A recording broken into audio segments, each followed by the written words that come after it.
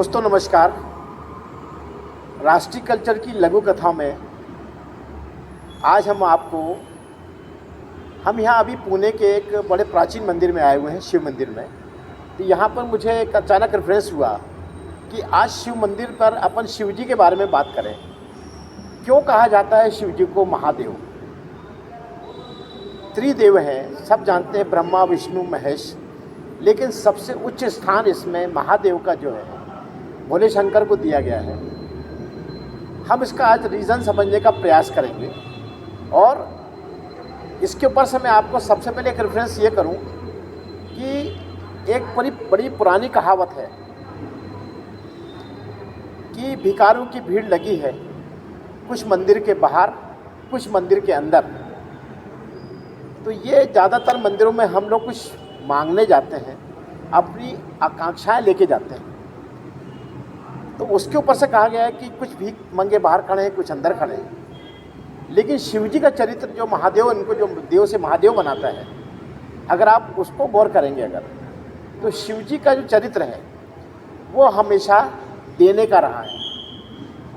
इसीलिए उनके जो अनुयायियों में आप देखेंगे तो देवता भी हैं, राक्षस भी हैं, किन्नर भी हैं, नाग हैं, गंधर्व हैं, राक्षसनी, डाकनी, शाकिनी, पिशाचिनी, अनन्य जातियां जो हैं जीवों की, उन सब में ये उनके सबके आराध्य हैं भगवान भोले शंकर। और इनके कैरेक्टर पे अंदर जाते हैं तो भोले शंकर का जो कैरेक्टर हमें बताता है कि आप उनका पूरा चरित्र अगर देखेंगे तो देवताओं की तुलना में देवताएं हमेशा, देवता और जो राजा इंद्र हैं, ये हमेशा स्वार्थ लिप्त इन्होंने अपनी जो घटनाएं करी हैं सब स्वार्थ लिप्त करी हैं। और भोले शंकर की जितनी घटना है वो सब देने के लिए करी उन्होंने। जैसे उन्होंने समाज के लिए सबसे पहले विष पिया, हलाल विष पिया, और उसके कारण उनके अंदर जो चेंज हुआ उनको झेला उन्होंने बहुत अंदर। उनको जहाँ तक कहा जाता है कि उनको इसके कारण शुगर की बीमारी भी हुई, उनको अंदर से खूब पॉइजन अंदर बढ़ा, खूब अग्नि बढ़ी, जिसके कारण उनको जो है जल का अभिषेक कराया जाता है, क्योंकि उनको ठंडक चाहिए। बहुत ज्वाला उनके अंदर जागृत हुई, लेकिन समाज के भले के लिए उन्होंने सब सहन किया। इसलिए उनके ऊपर जो है हम जो भांग का प्रसाद चढ़ाते हैं, भांग जो है शुगर का शमन माना जाता है, उनको दूध दही घी से अभिषेक किया जाता है जिससे कि उनको ठंडक बने। तो ये मतलब उनके करैक्टर में है कि हमेशा उन्होंने दिया, और वो समाज से लिए जो समाज को पसंद नहीं। उन्होंने कहा आप मुझे दीजिए। जैसे सबको बड़े बड़े सुगंधित फूल चढ़ते हैं, इनको चढ़ता है आंकड़े का फूल चढ़ता है, कांटे वाला फूल। उन्होंने कहा लाओ मुझे दो, मुझे पसंद नहीं है। तो इस जितनी शराब जन समाज की जो विशक्तियाँ हैं, विषमता है, वो सब लेने को तैयार है। इसलिए उनको देव से महादेव कहा गया है।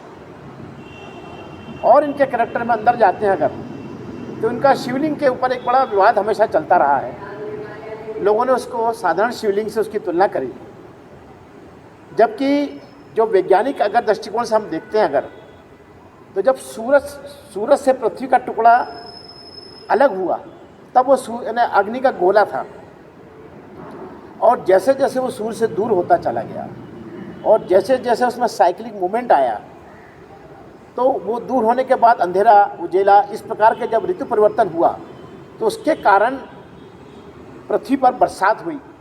और जब पहली बरसात जब गर्म पृथ्वी पर हुई तो उसमें से जो आवाज़ उत्पन्न हुई उसको ओमकार नाद कहा गया, और उसमें से ओम शब्द का एक उच्चारण हुआ, और वहीं से उसको प्रणव कहा गया। और प्रणव में सबसे पहले अगर किसी का प्रादुर्भाव हुआ है तो भोले शंकर का माना गया है। और वो भोले शंकर का जो प्रादुर्भाव था वो एक लंबाकार शिवलिंग के रूप में माना गया है, और उसका उदाहरण लिंग पुराण में ही मिलता है।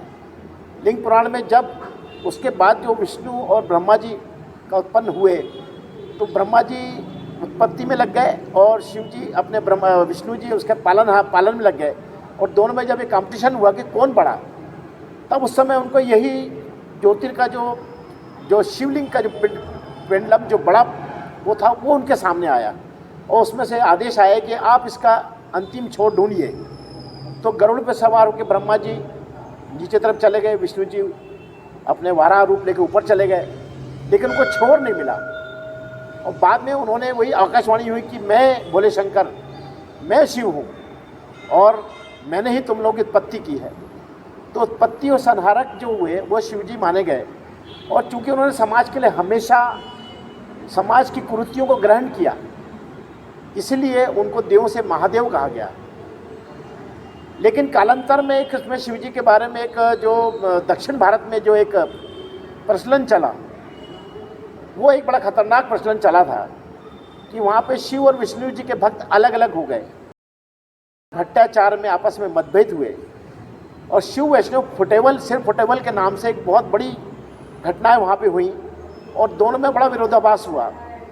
शिव जी चूँकि हमेशा अपने क्या कहते हैं शमशान से माने गए, शमशानवासी माने गए, इसलिए उनको वैष्णव लोगों ने उनको अशुद्ध माना।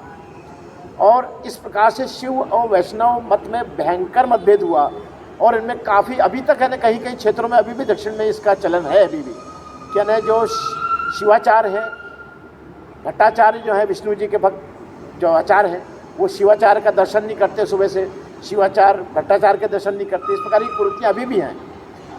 तो उस समय जो है जो विद्वानों ने, बड़े बड़े जो शिव के भक्त हैं, विष्णु के भक्त हैं, जो बड़े ऋषि मुनि थे, उन्होंने एक रचना करी थी और वो उसको कहा गया शिव जी की आरती, जय शिव ओमकारा, भज हर शिव ओमकारा। और उसकी आप उसकी कड़ियों पे गौर करिए आप। पहली कड़ी है एकानंद चतुरानंद पंचानंद साजे, हंसासन गरुणासन वृषवाहन साजे। इसमें तीनों देवों की उसमें स्तुति की गई, एक सिर वाले, चार सिर वाले, 5 सिर वाले, और इसी प्रकार उनके वाहन वृषवाहन, हंसासन, हंस पे सवार होते हैं ब्रह्मा जी, गरुड़ासन, गरुड़ पे सवार होते हैं विष्णु जी, और वृषवाहन, वृष पे सवार होते हैं शंकर जी। इस पूरी आरती को आप कभी गौर करिएगा तो इसमें तीनों देव की स्तुति है। जैसे बीच में एक और मैं आपको उदाहरण देता हूँ, जैसे उसमें एक लाइन है, श्वेतांबर पीतांबर बाघांबर अंगे। तो श्वेतांबर जो पहनते हैं ब्रह्मा जी पहनते हैं, पीतांबर जो है विष्णु जी पहनते हैं, और बाघांबर जो है शिव जी पहनते हैं। तो इस प्रकार से सनकादिक ब्रह्मादिक भूतादिक अंगे, यानी जो अपने शिव जी की जो ब्रह्मा जी के जो लोग हैं, ब्रह्मा जी के जो है उसको ब्रह्मादिक ऋषि कहा गया है, ब्रह्म ऋषि। और जो विष्णु जी के जो फॉलोअर थे उनको सौनकादिक ऋषि कहा गया। शौनक ऋषि के जो शिष्य थे वो सब उन्होंने विष्णु जी की उपासना करी है। इसी प्रकार जो है भूतादिक, जो भूत प्रेत और इस प्रकार के जो लोग रहे, इन्होंने सबसे ज़्यादा तपस्या करी है शिव जी की। तो इस प्रकार से जितनी भी जो विषम परिस्थिति में योनियाँ हैं, उनको वापस मानव योनि में लाने के लिए भी शिव जी का ही नाम सबसे आगे आता है। तो इस प्रकार से इस कविता को, इस जो आरती को आप आखिरी तक जरूर देखें। आप इसमें आखिरी जो है, आखिरी लाइन पे गौर करेंगे आप कि ब्रह्मा विष्णु सदाशिव जानत अविवेका, प्रणवाक्षर के मध्य ये तीनों एका।